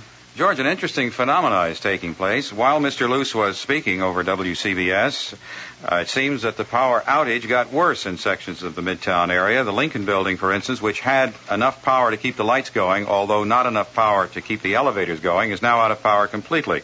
We received many calls from the Murray Hill section, and they said that they had limited power, and while Mr. Luce was speaking, it went out completely. And we also got calls from the Lexington and 38th Street area of Manhattan to say the same thing, that the power has been going out. One explanation could be the fact that the generating plant is making adjustments in order to put some of these circuits back on the line, and consequently is deliberately pulling power temporarily from some of these areas in order to accomplish this. So that is a situation in New York at this stage of the game. There are more outages being reported as Con Ed apparently is trying to get the circuits back into operation. Again, the crazy part of this patchwork quilt effect in the Midtown Manhattan area. And as we noted, of course, television stations, that is New York City television stations, are off the air. And you may at this point be wondering why we are on the air. Well, our transmitter is not on top of the Empire State Building. It's on a high island in Long Island Sound. And there is no power outage there at all. So here we are at 20 minutes past 9. Police headquarters says it has received several calls for emergency service units to help remove people who have been trapped in elevators when the power cutback occurred here in the Midtown Manhattan area. There are no reports, though, of any injuries at all resulting from those incidents. Police manning the special 911 emergency number report a significant increase in the number of calls. That's understandable, certainly, mostly for information concerning the absence of television broadcasting or for information on the extent of the blackout. Police request that people not call 911 for that kind of information only. They, of course, are taking all emergency calls. They simply ask that calls be limited, please, to those of emergency nature, which, after all, is what the 911 number is for. We have another report from a man at Park Avenue and 37th Street, and that area, which had power up till now, has lost it entirely as of just a few moments ago. That's, as John Linker reported just a few minutes ago, some cases, that's what's happening in the city as Con Ed rushes to restore full power in the affected area, which is central Midtown Manhattan. Some people are actually losing power. WCBS called a few hotels tonight in the affected brownout areas, mainly between 50th and 30th Street on the east side, although the area affected isn't limited to the east side. For many of them, the brownout has halted elevator service for more than 2 hours. At one hotel, the Sheraton Russell Hotel on Park Avenue and 37th Street, the power was also browned out, and the woman at the reception desk told us that hotel residents would have had an easier time getting upstairs than she would, since the Sheraton Russell is only 9 stories high. The receptionist told us she lives across the street on the 16th floor of another building. When asked how she was going to get home, she said quite simply she was going to walk up 1 floor at a time till she got to the 16th, then have a taste of something relaxing. The desk clerk at the Stratford Hotel on East 32nd Street says there are no lights in the hotel and that all the elevators are out due to the brownout. While New York City television stations are off the air, there are several stations in other cities that can be received with varying degrees of satisfaction. In some parts of the New York metropolitan area, for example, channels 3 and 8 originate in Hartford and New Haven, respectively. That's Connecticut, of course. Channels 3, 6, and 10 come out of Philadelphia. Subscribers to cable television are, of course, receiving the cable programs unaffected. Incidentally, Channel 41, that's, of course, UHF, broadcasts from a transmitter in New Jersey, and so it is still on the air. That station usually broadcasts mostly in Spanish, but they say they have been covering tonight's problems in both Spanish and English. As to the hospitals, a spokesman at Columbus Hospital says, we're only having problems with our televisions, nothing else. Roosevelt Hospital reports really no major problems except for television reception, and a spokesman said the hospital had not had to switch to any emergency power to continue operations. Incidentally, the Daily News says its presses are still halted, but the New York Times, which isn't that far away from the Daily News, reports it's still in good shape. A statement from Commissioner Charles Leadham of the Department of Marine and Aviation tonight. This statement was issued within the half hour. He said that ferry boat service is normal, and if an emergency should occur, special generators were ready. The boats have self-generating diesel engines. The stations for the ferry service do run on Con Ed power and are not affected. Just about half an hour ago, New York City Fire Commissioner Robert Lowry and the Chief of the Department, John O'Hagan, issued the following statement, and I quote, "Operators of all department vehicles are advised to use caution when traveling on streets of Manhattan due to possible hazards caused by the present power failure." Of course, they're alluding to the fact that in some sections of the Midtown area there are no traffic lights, or for that matter, there are no street lights in some sections. But it's a patchwork quilt kind of thing, and according to Charles Luth, the chairman of the board of Con Ed, it is limited to the central Manhattan area, running from the, of course, East River on the east to the Hudson River on the west. But it is limited, he insists, to this area, and of course it is scattered. Marine radio broadcasts to boats in New York Harbor also have been affected, although the reason, we're told, could not immediately be determined. Apparently they're not altogether sure that it's a result of this Con Ed failure at their waterside generating plant, which Mr. Luce, the chairman of the board of Con Ed, told us within the hour he expects, or hopes certainly, will be back in full service by 11 o'clock and full power restored about an hour later by midnight tonight. Incidentally, the power reduction caused traffic lights, as we noted, on some Manhattan streets to stay either red or green, which posed bits of traffic problems, although on Sunday night, fortunately, that wasn't too bad. Civilians are reported to be directing traffic at some of those intersections, and traffic jams developed, of course, at the more heavily traveled intersections. Lights dimmed in some fashionable East Side apartment houses, as did street lights on the avenues below. Neon signs in the area's many discotheques, this is the Midtown area, and the nightclubs flickered, dimmed, sometimes died. And the fabled Great White Way of Broadway in the Times Square area was partially not so white.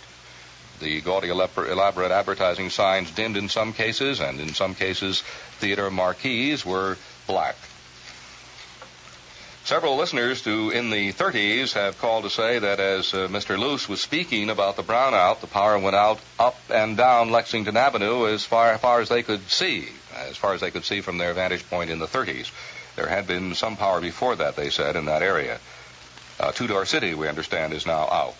But again, repeating, Mr. Luce of Con Ed was hopeful that the full power service would be restored to the affected area, which is the central Manhattan area, he tells us, about midnight, or certainly by midnight tonight, although he couldn't, of course, be absolutely 100% sure of that. He was hopeful that it would be. We might remind you that the New York Telephone Company reports the company usually uses Con Ed power, but right now is using emergency power, its own diesel emergency power source. Service is not affected, but some customers have experienced slow dial tones because of extremely heavy usage in affected areas. And along that line, the telephone company is appealing to its customers tonight to confine their calls to emergencies and to keep their conversations brief in order to conserve emergency power. Again, the airports, Kennedy and LaGuardia, reporting their operations are not affected by the power failure. There are some scattered delays on the subways, notably the IND and the IRT lines, although we're informed that everything is running, although it's in some cases running very slow. That also would go for the Penn Central trains out of Grand Central Terminal, not Penn Station, but the Penn Central trains out of Grand Central, which, of course, would be the old New Haven Division line going up into the Westchester area of New York and on into points in Connecticut and farther east into Providence and Boston. They're affected. That is to say, they're running behind time because some of the signals are out because of the scattered power failure in the Midtown area. And with the signals out, as Power Payne noted, they're having to crank down the windows and yell to the control towers as they pass them to make sure that everything's clear on the track ahead. So, of course, it means a slower operation. This whole scattered power failure occurred, we might tell you or remind you, about 7:10 tonight. And as the technician at WCBS TV transmitter atop the Empire State Building noted, and this is incidentally just about where the first impact was felt because television went out totally in the New York City area. All of the VHF stations, of course, used the top of the Empire State Building to transmit. And when the power went out of the Empire State Building, there was no television to view. That occurred at just about 14 minutes past 7 o'clock, 7:14, and according to Charles Luce, the chairman of the board of Con Ed, he tells us the trouble now has been pinpointed to an explosion in one or two transformers. He's not sure which, possibly even three, said Mr. Luce, at the Waterside Generating Station at, of course, about that time, about 14 minutes past 7 o'clock. They now have they're putting the Waterside Generating Station back on the line. They hope to have it back on the line about 11 o'clock, according to Mr. Luce, and they hope to have full power restored to the affected area, which is central Manhattan, about an hour later. That would be just about midnight. Responding to query about reports of blackouts in areas of the Bronx and the Queens, a Con Ed spokesman said the problem at Waterside, I should say, which is, of course, the site of the explosion, is reflected in mid-Manhattan only. And he said if any other blackouts do exist, they were caused by other factors about which the utility is not immediately aware. The spokesman said that Con Ed has not yet determined the area of Manhattan affected by the power trouble, although it did note that it was central Manhattan, the Midtown area, as Mr. Luce noted. He said the trouble spanned mid-Manhattan in a checkerboard fashion. Again, for those of you in areas not covered by the power failures, the reason you can't get television reception is that all the major New York City television stations and most FM stations, as well as broadcasts from the Empire State Building, which is completely blacked out. CBS in New York, WCBS Newsradio 88. Which, of course, is on the air because we do not broadcast from the top of the Empire State Building. We broadcast from High Island, off City Island, and Long Island Sound. When we refer to the affected areas in Manhattan, incidentally, with regard to this scattered power blackout, we realize that in the sense of loss to TV reception, the entire metropolitan area is obviously affected. And it's also affected by what's happening weather-wise, and there's a lot of weather on tap. Let me run it down very briefly for you from Gordon Barnes in the Weather Center. At the moment, it is raining and sleeting over sections of New York City. Our temperature at 35 degrees. It's gusty, brisk winds out of the northeast at 17 miles an hour. Those gusts to 35. There's a wind chill factor, too. It feels 23. Humidity is 96%, barometer 30 inches even, and she's falling. And that's not all that's falling tonight. Gordon Barnes says it'll be cloudy and windy with snow, sleet, and freezing rain, gradually changing to all rain during the night. Some accumulation of snow and ice likely in normally colder suburbs, and roads will be slippery. Also a chance of scattered thunderstorms accompanied by strong winds and locally heavy rain, lows of 28 to 34. That's all for overnight. You name it weather-wise, we're expecting to get it in sections of the metropolitan area. Tomorrow, cloudy and windy with rain ending, turning colder in the afternoon. Highs tomorrow, 35 to 41. And the outlook for Tuesday, says Gordon, variable cloudiness, cold though, with snow flurries and a high in the 20s. Incidentally, one of the places completely affected by the power failure is Cobb's Club Car in Grand Central Station. An employee there explained that the popular commuter cocktail lounge is operating in the dark. We got candlelights all over the place doing business. On the whole, 99% of them are calm, and they're eating their food and they're enjoying it. Especially the atmosphere. We don't usually have this much atmosphere in the place. Well, I think people act a little bit normal when the lights go out. It's when the lights are on that they're not normal. It's a crazy world, you know. And I guess a little shock like this once in a while calms them down. They just sit there and think a while, and then they act pretty normal. We get all the nuts during the daytime. Oh, we had one check walk out, that's all. The rest of them all paid. We have no problems. The people are acting normal. They're enjoying themselves. No problems at all. That was an employee of a commuter cocktail lounge in the darkened Grand Central Station. By the way, although the station is dark, the Penn Central reports that its trains are running, although out of Grand Central, they're not necessarily running on time. They're running extra slowly because of signal problems, another one of the aspects of that scattered power failure in the Midtown area. They are running, but they're running slowly in many cases, at least until they get out of Manhattan. Those, of course, are trains on the old New Haven Division line up into Connecticut and the Westchester County, the northern suburbs of the New York City area. We're told, though, that the Long Island Railroad reports that all its trains, of course, which use Penn Station, not Grand Central Terminal, are running normally, right on time. That also goes for the Penn Central trains, which also use Penn Station. Of course, that's not the case in the case of Grand Central. The airports, of course, are unaffected. Kennedy and LaGuardia reports all their flights are right on time. We might add that the police manning the special 911 emergency number in Manhattan report a significant increase in the number of calls, mostly, of course, for information concerning the absence of television broadcasting or for information on the extent of the blackout, which Con Ed is noted is in the central Manhattan area only. Police request that people not call the 911 for information only. They, of course, are taking all emergency calls. They simply ask that calls be limited to those of emergency nature, which, after all, is what the 911 number is all about. Jack Welby is still down at the Empire State Building, which I guess is still blacked out. Is that right, Jack? That's right, George. I'm in the lobby still. The lights are blacked out, and I got a point of information. One gentleman told me, he said that in the past when there was a blackout here, the officials had decided that they would set up a bank of lights or a bank of batteries, a special power system to run the elevators in case of another blackout, and apparently that plan was never carried through, because now there are no emergency lights whatsoever to speak of in the lobby area, just flashlights.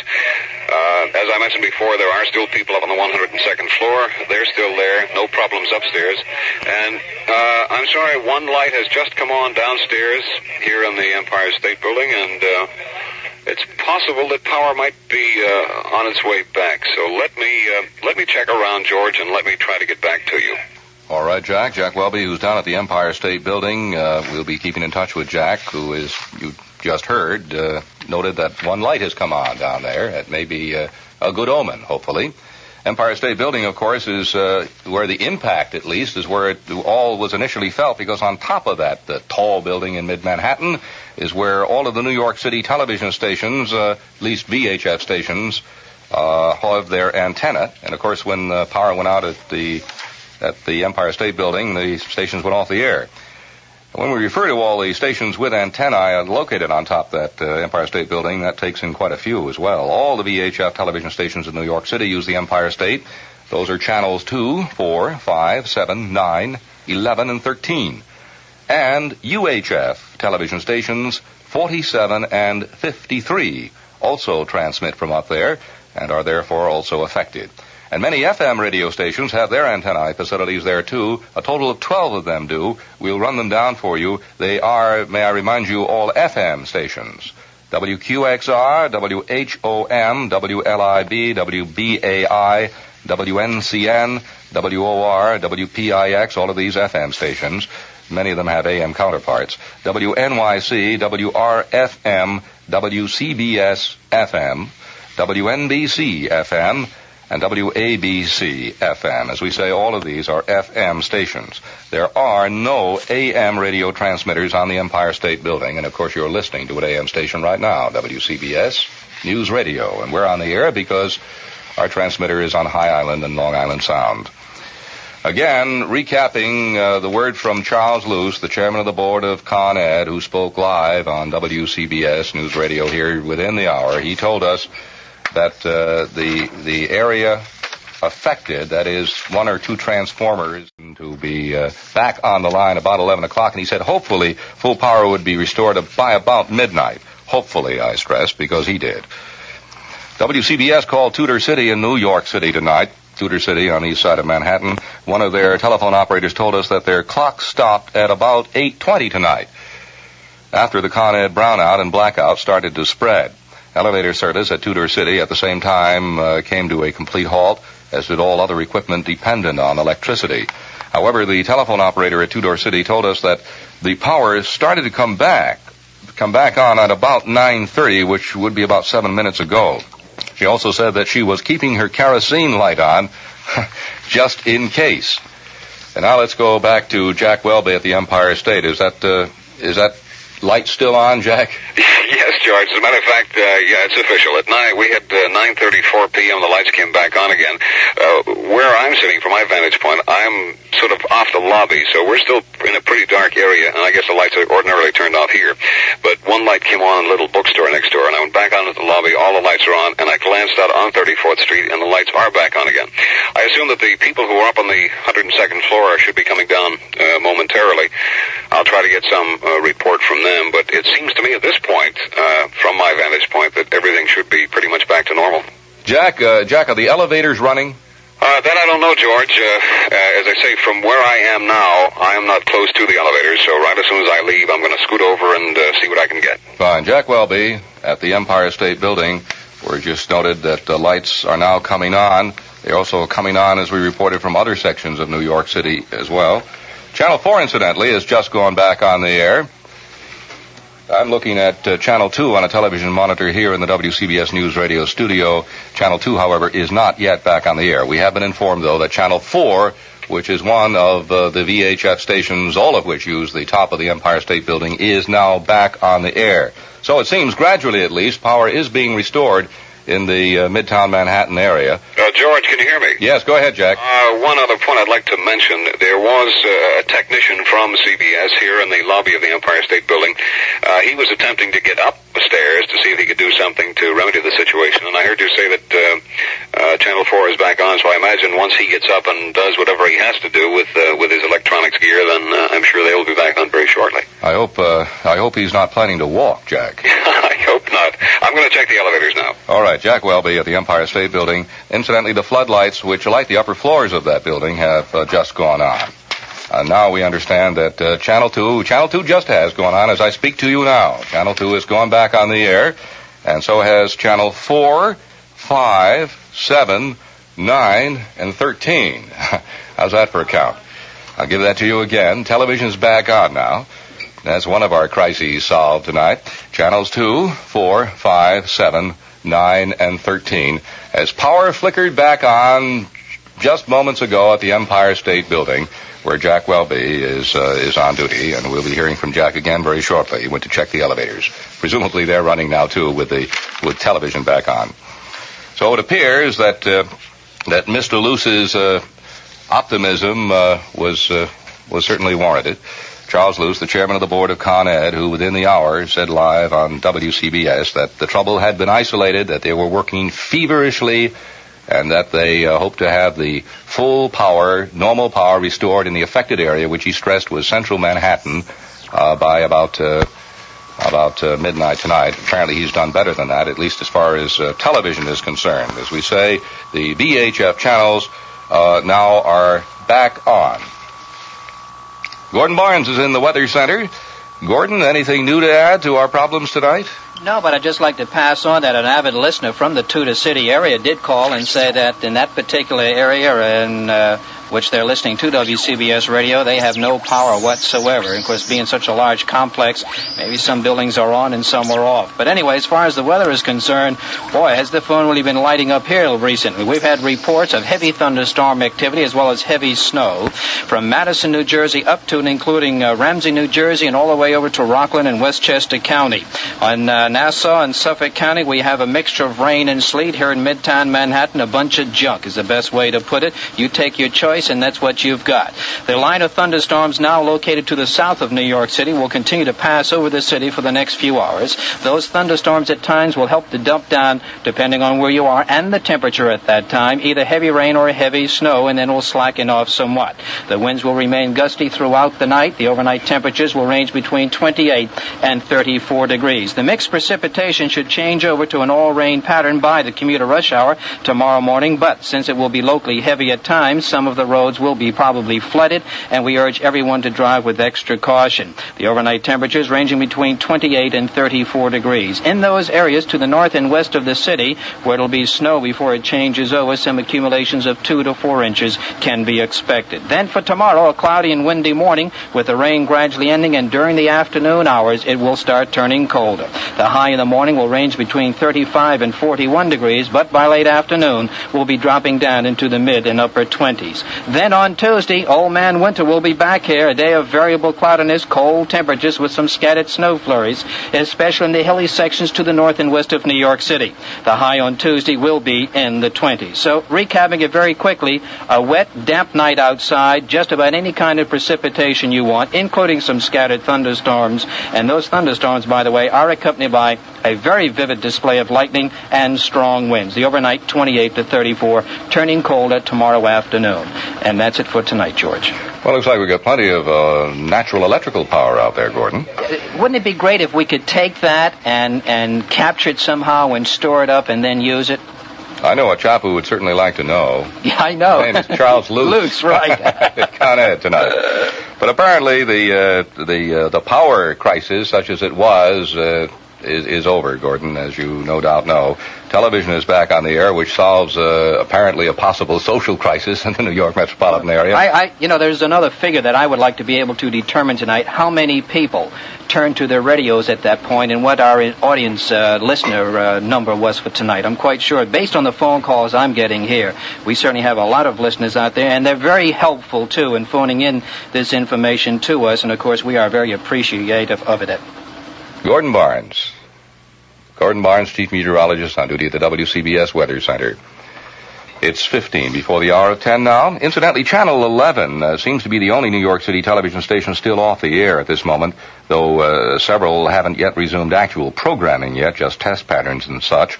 Apparently, the problem at Channel 11 is that their studios are also in the affected area, and they may not yet have power at the studios, although they may very well have power as the other VHF channels do at Empire State Building. We're checking with them now, and of course we'll let you know what the situation is as soon as we can find that out. Still so, some areas, according to last report, Tudor City for one, Gordon mentioned that, we mentioned that earlier. There are some sections of Midtown Manhattan which still do not have full power at this moment, although Charles Luce, the chairman of the board of Conn Ed, said that he hoped to have full power back by midnight tonight. But most, in fact, all of the VHF television channels, with the exception of Channel 11, and that includes 2, 4, 5, 7, 9, and 13, are back on the air. It's rather interesting that what goes on, or in the case of an electrical power failure, what doesn't go on in a small geographic area of this country can produce problems and crises out of all dimension to at least this geographic size. Of course, that is not any geographic area. It's Midtown Manhattan where it affected. The telephone company is operating still on its emergency power supply, its diesel power, and although it says that its service is continuing unaffected, it is still urging its customers to keep their calls down to just emergencies and to keep their conversations where they are necessary very brief in order not to strain the system. Hospitals, according to all those that we were able to check, tell us that the only problems there for the most part have been the fact that they weren't able to get television. Of course, that's not the case now. Within the last few minutes, television has been restored with the exception of Channel 11 in the New York City area. The trains, that situation is normal with the exception of the Penn Central's trains using Grand Central Terminal. Penn Station was not affected at all. It apparently was just outside of that Midtown area that was affected by these scattered power failures. Kennedy and LaGuardia airports, of course, were not affected at all. They may be a little affected tonight by all that weather that Gordon has forecasting coming our way. In fact, there's a combination of rain and sleet in many sections of New York City tonight. Traffic lights, of course, in much of the Midtown area were affected on and off again. What was true on one street corner was not necessarily true on another. Elevators were stalled. However, the service is coming back slowly. Empire State Building, the lights are on there now, as Jack Welby, our man down there, noted just about 15 or 20 minutes ago. And, of course, the biggest and most dramatic demonstration of that is the fact that all of the VHF New York City television stations are now back on the air. They all use the top of that Empire State Building as transmitting towers. All with the exception, we should say, of course, of Channel 11 to this moment. And the reason that may be is because Channel 11 has its studios in the affected area, too. Unlike the residents in Tudor City on the east side, those in Peter Cooper Village in the east 20s are faring much better during the current combination of black and brownouts. WCBS has learned from the chief engineer that in one building only is elevator service out. In one building only. The other 29 buildings of that Peter Cooper Village complex are reported as having elevator service, even though the lights are dimming at irregular intervals. Earlier tonight, Tudor City reported severe elevator and power difficulties. So there's another interesting sidelight, if I may use a very bad pun, that Tudor City has severe elevator and power difficulties, while Peter Cooper Village, which really isn't that far away, is having a very minor problem. Only one elevator or only one building is experiencing elevator service in a complex that houses 29 buildings.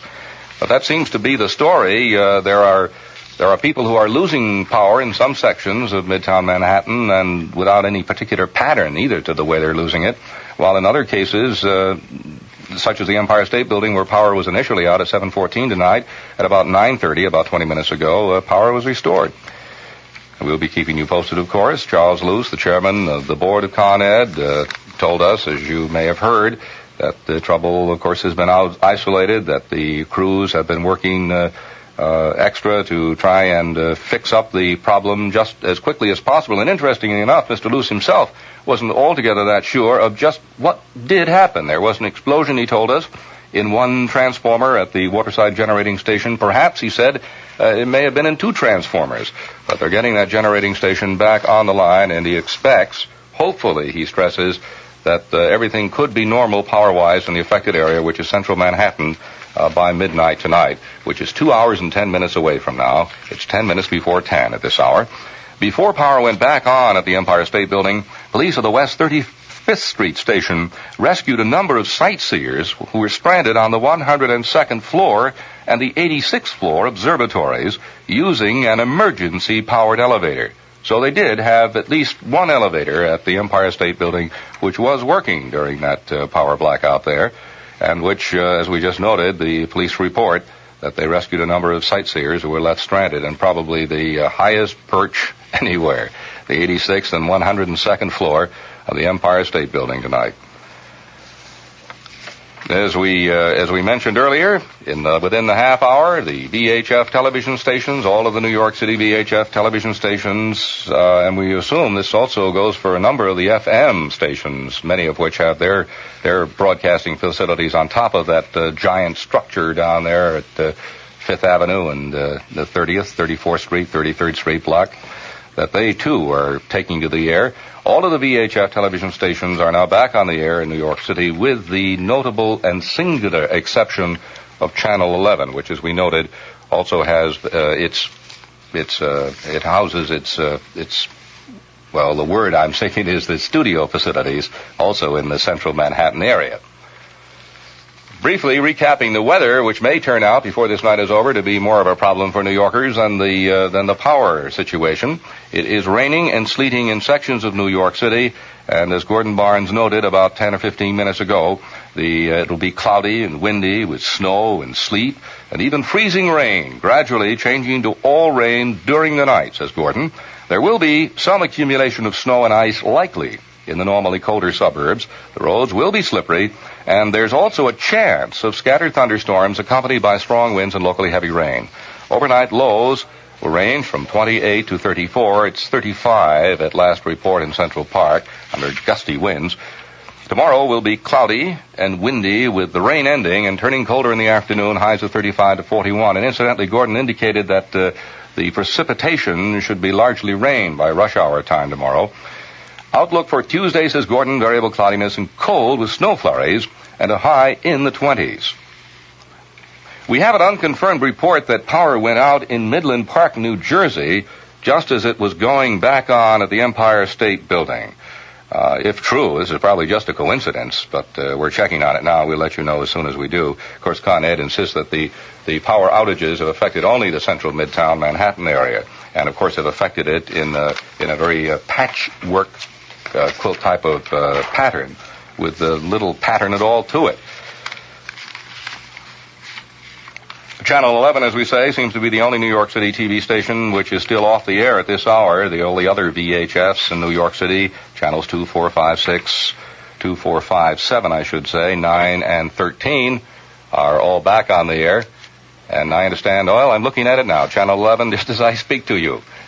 They came on with what appears to be a test pattern at this point, as soon as the set gets adjusted. So all of the VHF New York City stations, as of now, 7 minutes before 10, are all back on the air.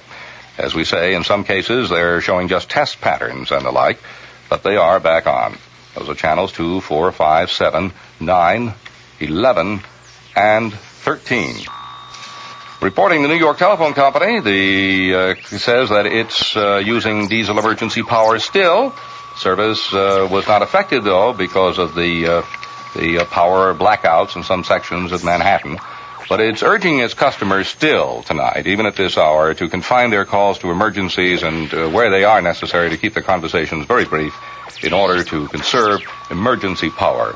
Repeating, as far as the transportation system is concerned in the metropolitan area, the airports, of course, are not affected. Train service, however, out of Grand Central Terminal, according to Penn Central, is affected only in that it is running a little slower than usual. Many of their signals are out on the tracks going north into Westchester and on into Connecticut and Providence and Boston.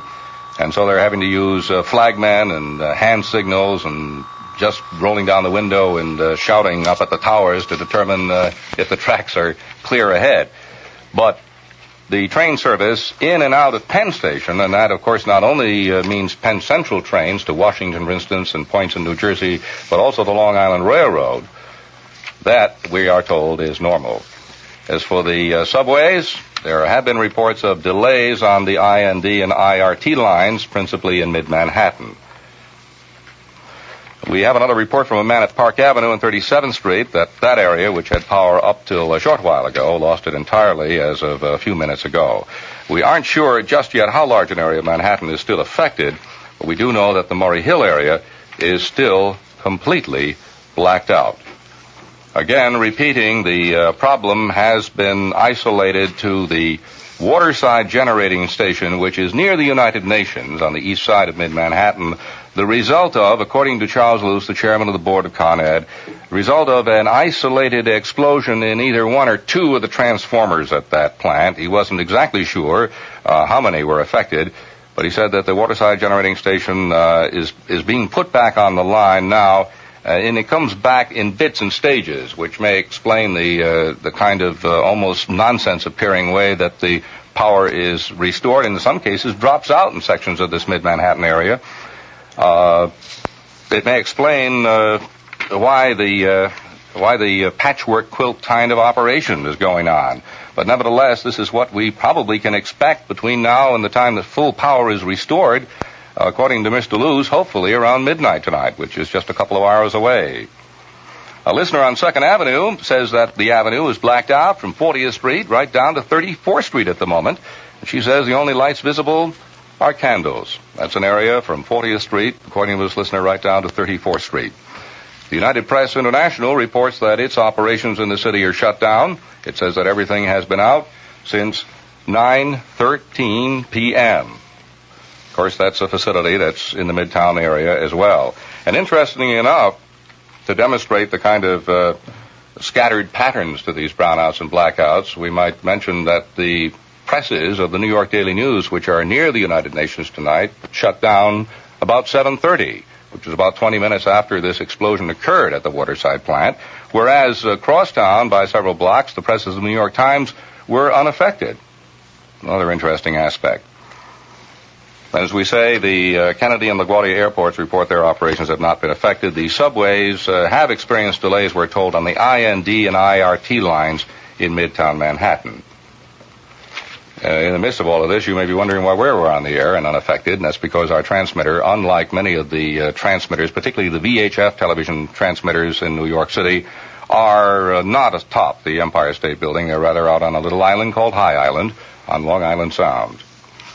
The weather at 2 minutes before the hour of 10 o'clock, 2 before the hour, is a little bit of everything. Raining and sleeting in the New York City area. Our temperature 35 degrees, blustery winds out of the northeast to 17 miles an hour, gusts to 35, And we do have a wind chill factor. It feels 23 degrees. Humidity is a sticky 96%. The barometer is 30 inches even, and she's falling. And Gordon Barnes, the chief meteorologist on duty at the WCBS Weather Center, is forecasting a little bit of everything. Cloudy and windy with snow, sleet, and freezing rain tonight, gradually changing to all rain during the night. There'll be some accumulation of snow and ice likely in normally colder suburbs, and roads will be slippery. Also, there's a chance of scattered thunderstorms accompanied by strong winds and locally heavy rain. Lows overnight of 28 to 34. Tomorrow, says Gordon, it'll be cloudy and windy with the rain ending, turning colder in the afternoon, highs of 35 to 41. The outlook for Tuesday, variable cloudiness, cold with snow flurries, and a high in the 20s. Katona, New York has a temperature of 34 degrees, and Rowayton, Connecticut has a temperature of 36 degrees.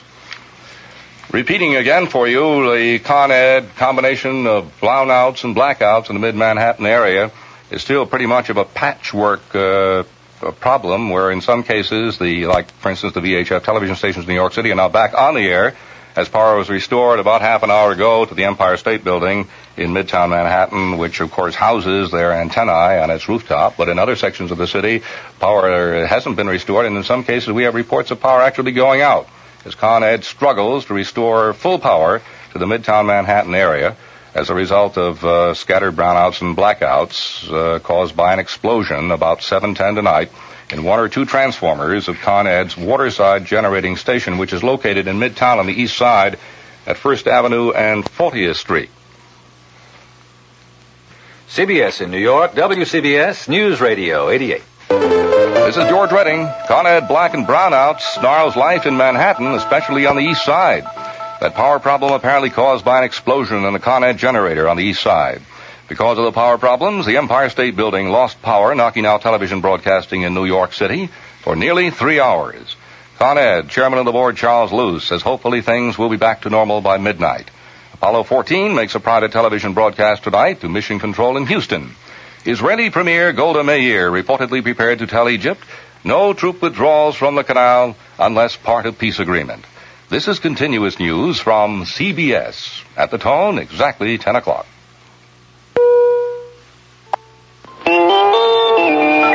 CBS News, Bob Schieffer reporting on the CBS Radio Network. A major power failure in New York tonight. A report on the situation at this hour from CBS News correspondent Robert Shackney. A failure in an East River generating plant early this evening blacked out portions of Midtown Manhattan and knocked all of New York City's television stations off the air for 2.5 hours. Television is now back on the air, but the Consolidated Edison Company is still having difficulties getting electricity to other sections of the city, including the prosperous Murray Hill and Grand Central districts. The utility blames a failure on a transformer bank for the power failure. The problem tonight came after a week of electric power cutbacks in the city because of difficulties with a number of major generating plants, which in turn had prevented maintenance on the generators that were working. Robert Shackney, CBS News, New York. And we'll have the latest on Apollo 14 after this message. Come take a trip in my airship. We'll follow the man in the moon. Hi, this is Max Morath, and that's a turn-of-the-century ditty reflecting an event that changed the world in those days, the flight of the Wright brothers in 1903. Well, not many of us can change the world in such a big way, but maybe you'd like to change the world and help destitute people help themselves. You can, you know, through CARE's International Partnership Plan. Destitute people in underdeveloped countries become self-supporting. Their governments share costs of CARE projects. The needy contribute their labor. CARE provides tools, equipment, know-how. The result? People grow food and build schools, roads, water supply systems, and health centers. Join this partnership for human betterment. Help change the world. Send dollars to CARE.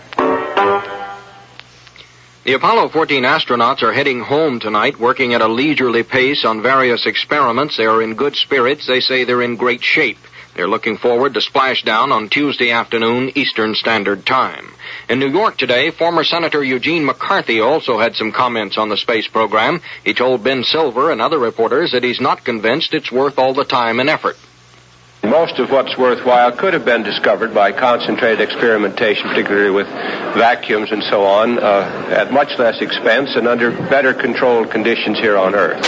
Was there anything about Apollo 14 that stands out in your mind? Well, the only thing that's different, as I see it, are those 2 lost golf balls. See, the rest of it's pretty much the same. It's quantitatively a little different. They brought back more rocks, but T.S. Eliot had that poem about our civilizations, the paved roads and the 1,000 lost golf balls, and that there are now 2 more.